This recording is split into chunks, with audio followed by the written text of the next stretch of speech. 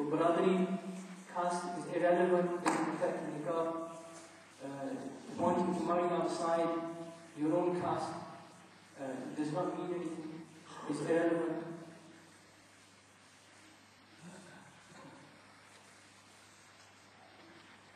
If we look at the traditions that are unlawful when it comes to nikah.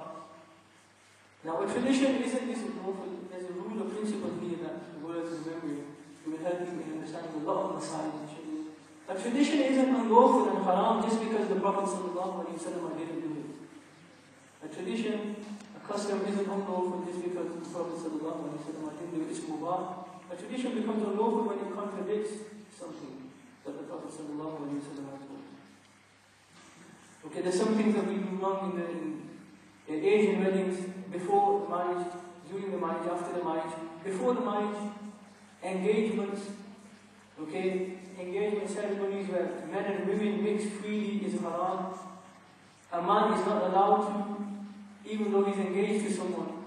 Engagement isn't the same as nikah. He's not allowed to see her or talk to her in an informal manner and act as though they are already married. In fact, for him, which is the custom, make the woman, his wife to be, make her wear a ring himself, and for her to do the same, that is also haram, because they aren't yet married at the time of engagement. Engagement is just a wa'da, it's just a promise, it's not actually nikah. If you're engaged to someone, it doesn't mean you can talk to her, you spend as much time as you want together, and the ring, you can just send her a ring as a gift, send a gift to the woman, she can send a gift as a ring as a gift to you, but for you to actually have a ceremony, you're touching her hand, and putting the ring around her finger is haram.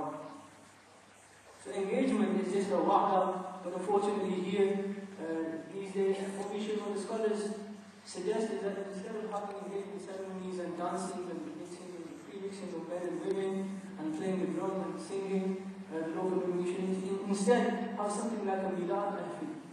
Before the marriage, have a milad mahfil, have a nadkhan mahfil.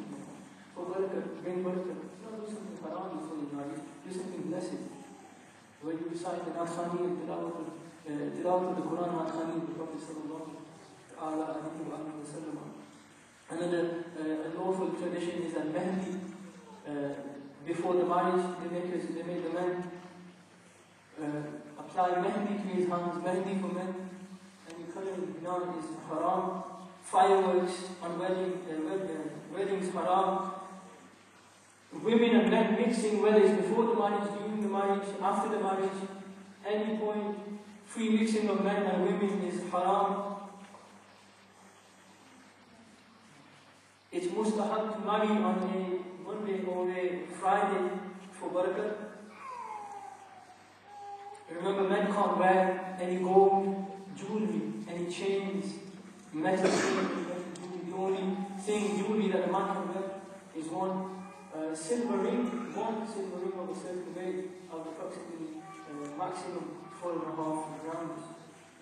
Nikah is mustahab in a masjid, but there's nothing wrong with being in the woman's house as well. On the second day of nikah, in fact, jahez is an issue amongst our communities. Jahez is what the bride's family gives to her when she departs from her parents' home. When she's on the time of her rukhsati.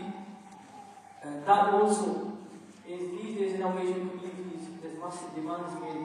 People, unlawful demands. It's not permissible to ask for the man's, for the groom's family to ask the woman's family for any jahez. And even if there is jahez, giving jahez is a sunnah of the Prophet Sallamahul. When our Habib Sallamahul wed his beloved Fatima, he did send her with some goods, with some saman, but it wasn't a heap of money and wealth. It was just a few pots, 1 to 5 clothing, 6 or 7 items, very simple items like a tablet, like your pots, bowls to eat out.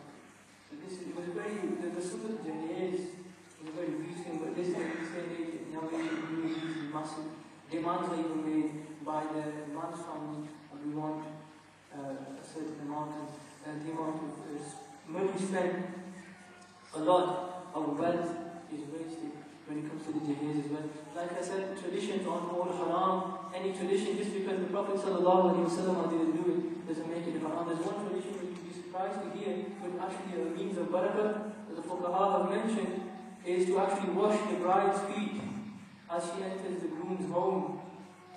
To wash her feet and sprinkle the water that's dripped off her feet into the corners of the house brings barakah in the house. It brings barakah in the house. Which may sound like an Islamic tradition, but the fuqaha have mentioned actually brings barakah. Walima, the following day, the day after the marriage, is sunnah-e-muhakkada, is an emphasized sunnah. And at the groom's house, then walima can be for 1 day or for 2 days, but not the third day. If it was more than 2 days, it would not be considered a walima. If I mention a few things, just briefly, regarding the duties of a husband and the duties of a wife, there isn't much time, but we need to first remember that the husband has more zimmadari and more duties than the wife. He's the hakim, he's the organizer of the house. He has more zimmadari. A man should not treat his woman, his wife, like a slave girl. He should keep in mind, he should bear in mind that he does not own his wife. He is not the malik of his wife. He does not own her and cannot treat her like a slave girl. And he should not use any unnecessary force or any unnecessary authority upon his wife. It is duty to remove any sort of pain, any difficulty, any worries and grief from his wife. On the day of Qiyamah, one of the things that we need to keep in mind is a man has to not just feed, provide, even if the wife works, it's still the man's responsibility to pay for the food and to pay for the expenses of the home, but not just the expenses, but the religious tarbiyah, the religious education of his wife and his family is also necessary upon the man. On the day of Qiyamah, a man will be in the court of Allah subhanahu wa ta'ala, his wife and children will make a plea to Allah subhanahu wa ta'ala, Ya Allah, He did not teach us the ahkam of deen, He did not teach us our religion, and He used to feed us haram, but we didn't know. So that unfortunate man, that unfortunate husband and father will be tortured for earning unlawful earnings. And he will be tortured and punished so much that his skin will fall off, his flesh will fall off his body. And then he will be brought to the mizan, to the scale of deeds. The angel will bring his a'mal, his deeds, which will be as high as a mountain. But then one of his family members will come, and they will take some of his good deeds. Another one will come forward and take some more of his deeds. One by one they will come and take away his deeds, his a'mal, and he will be left with nothing but sins.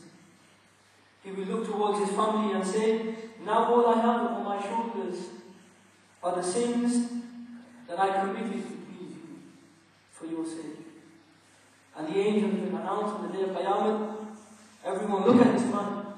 This is a man whose entire good deeds have been taken away by his wife and his children.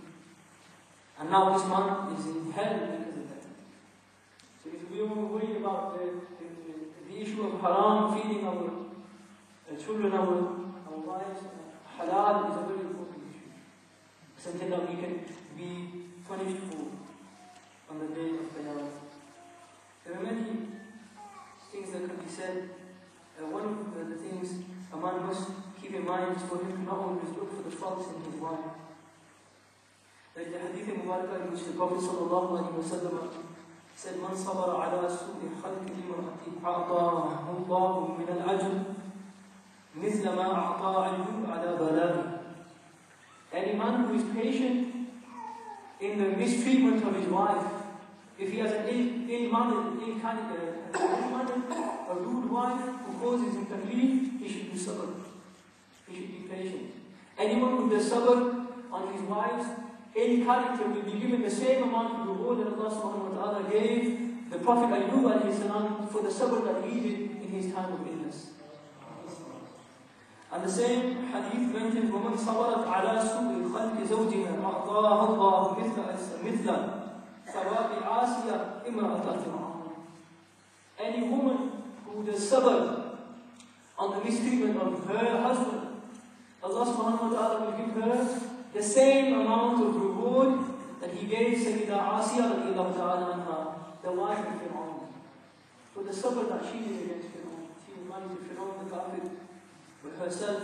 Allah subhanahu wa ta'ala blessed with piety.